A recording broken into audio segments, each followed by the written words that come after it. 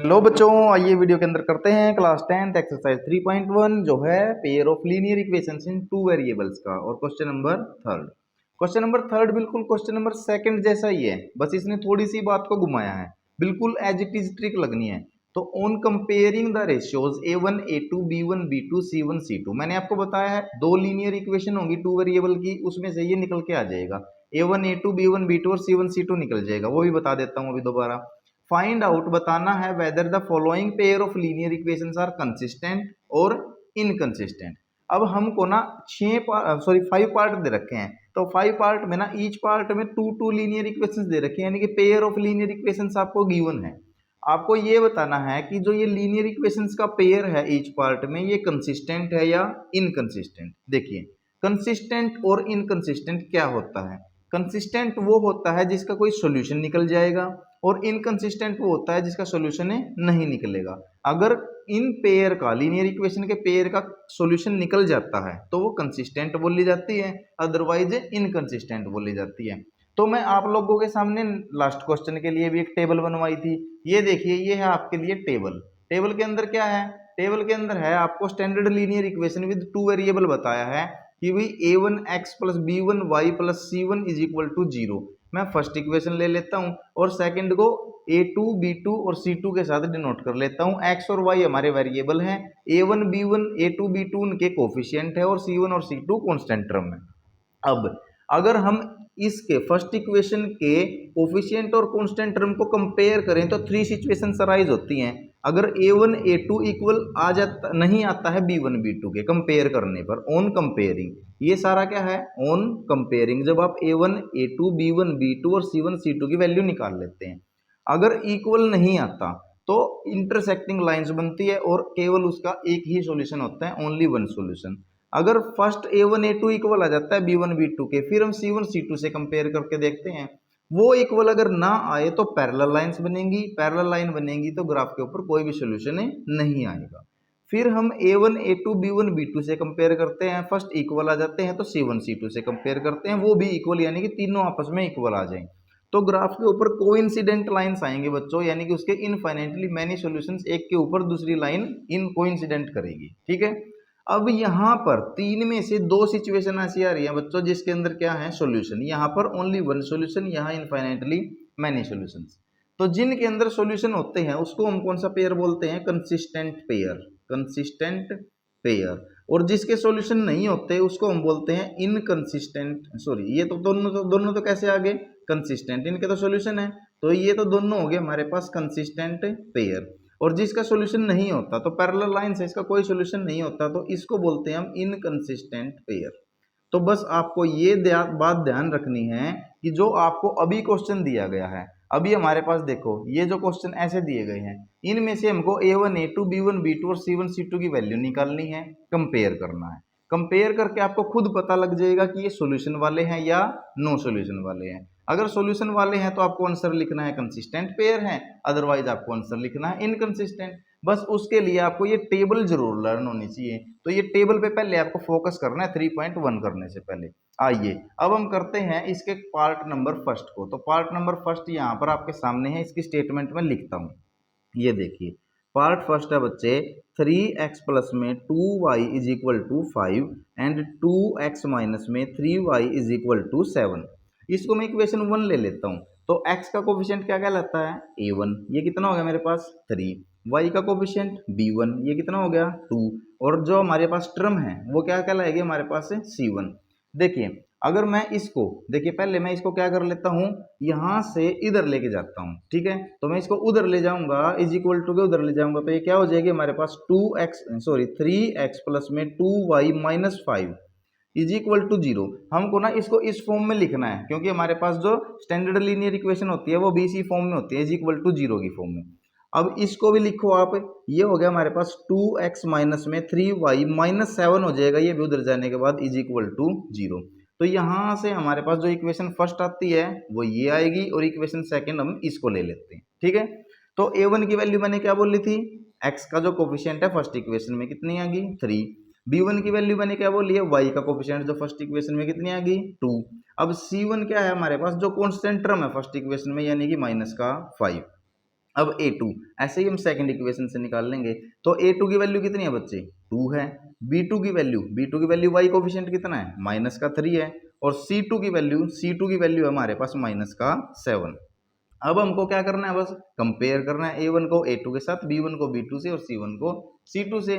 तो लिखिए on comparing तो कंपेयर करेंगे तो A1 अपॉन में A2 कितना आया, 3 में 2।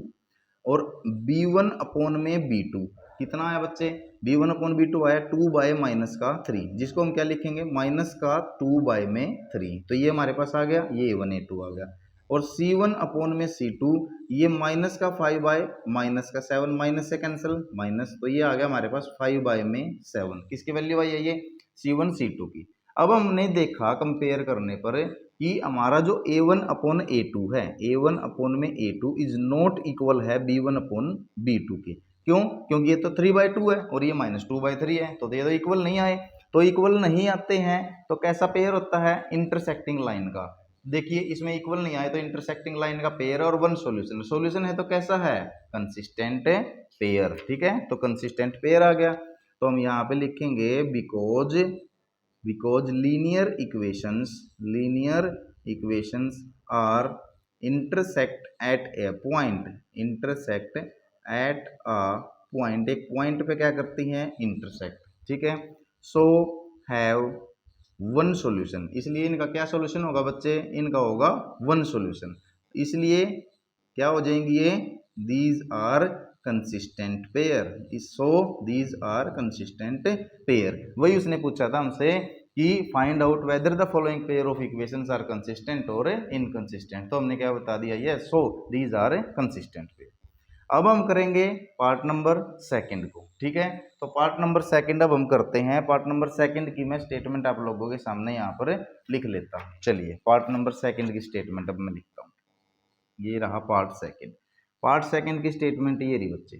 ठीक है, पार्ट सेकंड की स्टेटमेंट है 2x माइनस में 3y इज इक्वल टू 8 और 4x माइनस में। ठीक है, अब देखिए यहाँ से मैं इस 8 को डायरेक्टली इधर ही ले लेता हूँ, तो मैं इसको किसका माइनस कर लूँ, 8 को मैं इधर लेके माइनस कर लेता हूँ इज इक्वल टू 0, ताकि हमको दो बार ना लिखना पड़े। 4x माइनस में 6y माइनस में 9 इज इक्वल टू 0, ये मैंने इक्वेशन फर्स्ट ले ली और ये मैंने इक्वेशन सेकंड। क्यों लिया मैंने इसको, क्योंकि मेरी जो स्टैंडर्ड जो इक्वेशन होती है वो ऐसी होती है, ax plus B Y plus C is equal to 0 की फॉर्म में होती है, तो उसी फॉर्म में मैंने इसको लिख लिया। तो यहां से मैं a1 की वैल्यू किससे निकलेगी, इक्वेशन 1 से। a1 की वैल्यू आती है 2, x का कोफिशिएंट है। b1 की वैल्यू आती है y का कोफिशिएंट, वो कितना है -3। C1 की वैल्यू आ गई बच्चे माइनस का 8, ये तो आप लेना सीख गए होंगे। अब इक्वेशन 2 से a2 b2 और c2 की वैल्यू, तो a2 की वैल्यू इक्वेशन 2 से कितनी आई 4, b2 की वैल्यू कितनी आई है बच्चे माइनस का 6 और c2 की वैल्यू कितनी आ गई है माइनस का 9। कीजिए कंपेयर आप इसको। तो ऑन कंपेयरिंग जब आप कंपेयर करेंगे तो किसको किससे करेंगे, a1 को a2 से, तो a1 बाय में a2 कितना आया है 2/4, यानी कि 1 में 2। तो a1 a2 की हमारे पास जो आ गया ये आ गया 1 में 2। तो अब हम b1 को कंपेयर करेंगे किससे, b2 से, ये आ गया माइनस का 3 में माइनस का 6, तो कैंसिल होके 3 1 जा 3 और 3 2 जा 6, ये भी कितना आ गया 1 में 2। अब C1 को कंपेयर करो बच्चों C2 से, तो C1 की वैल्यू है माइनस का 8 और इसकी है माइनस का 9, तो माइनस से माइनस कैंसिल हो गया, तो वैल्यू आ गई हमारे पास 8 में 9। तो हमारे पास a1 a2 1/2, b1 b2 1/2 और c1 c2 8/9। तो हमको है a1 अपॉन में a2 इज इक्वल टू आ गया b1 अपॉन b2 के, क्योंकि दोनों की वैल्यू ही 1/2 है। बट नॉट इक्वल है c1 बाय में c2 के, नॉट इक्वल है c1 बाय में c2 के। तो ये रिलेशन देखिए, अब आप दोबारा फिर टेबल देखिए, तो टेबल में आपके सामने इस रिलेशन से कैसे आता है, ये हमारा सेकंड वाला है जो किसका है, पैरेलल लाइंस का, और पैरेलल लाइन का कोई सॉल्यूशन होता है नहीं, तो सॉल्यूशन नहीं है तो कैसा होगा, इनकंसिस्टेंट पेयर।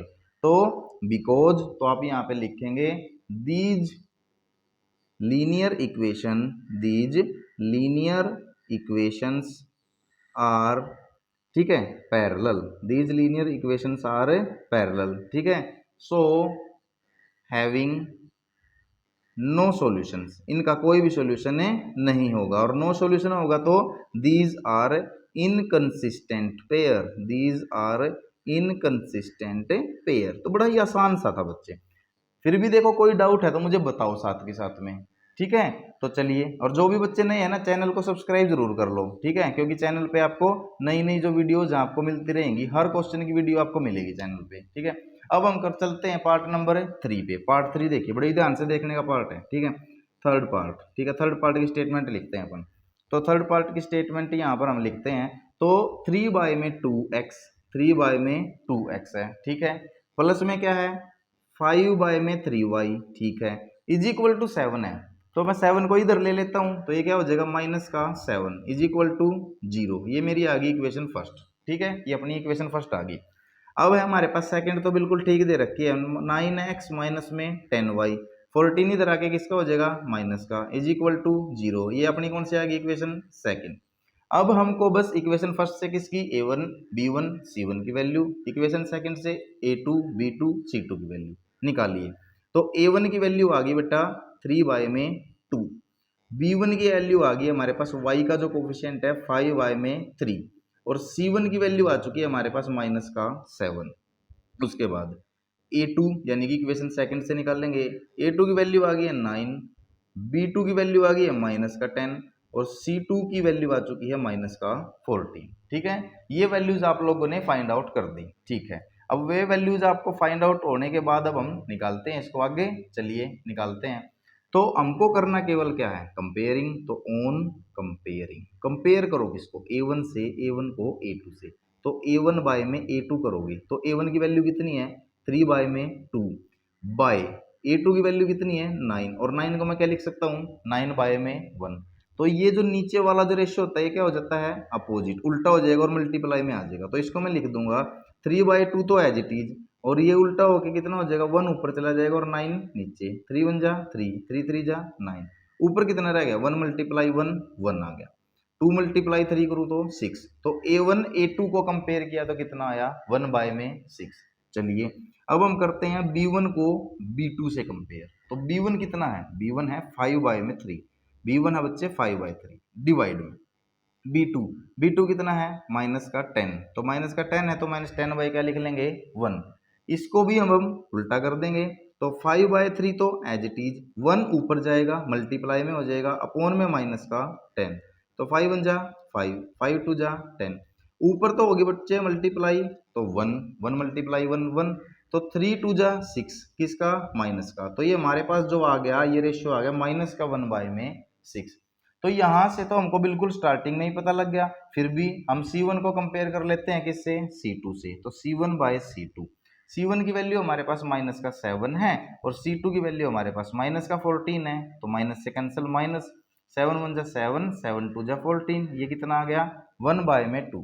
अब आप खुद बताइए क्या A1 bye A2, A1 A2 यहाँ पर मैं लिख देता हूँ A1 A2 is equal to है B1 B2 के, B1 B2 देखिए ये 1/6 है और ये -1/6 है, तो इज इक्वल टू नहीं है। और जब ये इक्वल नहीं होते तो आप देखिए टेबल से क्या होता है, जब A1 A2 इक्वल नहीं होता B1 B2 के तो कैसी लाइंस होती है इंटरसेक्टिंग, सॉल्यूशन होता है। सॉल्यूशन है तो कैसा पेयर होगा कंसिस्टेंट पेयर, तो सॉल्यूशन है तो हमारे पास कंसिस्टेंट पेयर है, तो हम लिखेंगे these lines are intersecting at a point, ठीक है, intersect at a point, ये एक पॉइंट पे क्या करेंगी इंटरसेक्ट करेंगी, ठीक है। तो इंटरसेक्ट करेंगी तो क्या सॉल्यूशन होगा having one solution, having one solution. अगर वन सॉल्यूशन होगा तो बच्चे कैसे पेयर होंगे, तो उसको हम लिखेंगे जो हमको फाइनली बताना ही है सॉल्यूशन है, तो these are consistent pair, these are consistent pair. 3 part बड़े ही आसानी से बेखूबी से हमने निभाए हैं। अब हम चलते हैं नेक्स्ट पार्ट पे। नेक्स्ट पार्ट वो भी बिल्कुल आसान है, ऐसे ही है, ठीक है। तो नेक्स्ट पार्ट की स्टेटमेंट मैं आप लोगों के सामने यहाँ पर दिखाता हूँ। चलिए नेक्स्ट पार्ट कौन सा है फोर्थ पार्ट, तो फोर्थ पार्ट ये स्टेटमेंट बच्चे आपके सामने। फोर्थ पार्ट की स्टेटमेंट क्या कहती है, बड़ा ही आसान है, अब हम थोड़ा सा जल्दी कर लेंगे, आपको बताया भी है। तो फोर्थ पार्ट की स्टेटमेंट मैं आपके सामने लिखता हूँ, ये रही, ये है बच्चे 5x - 3y इस 11 को अगर इधर ले आऊं तो माइनस का 11 इज इक्वल टू 0, इक्वेशन 1 की फॉर्म ले ली। फिर है हमारे पास क्या, माइनस का 10x प्लस में 6y, अगर ये इधर आ जाएगा माइनस वाला तो किसका हो जाएगा, प्लस का।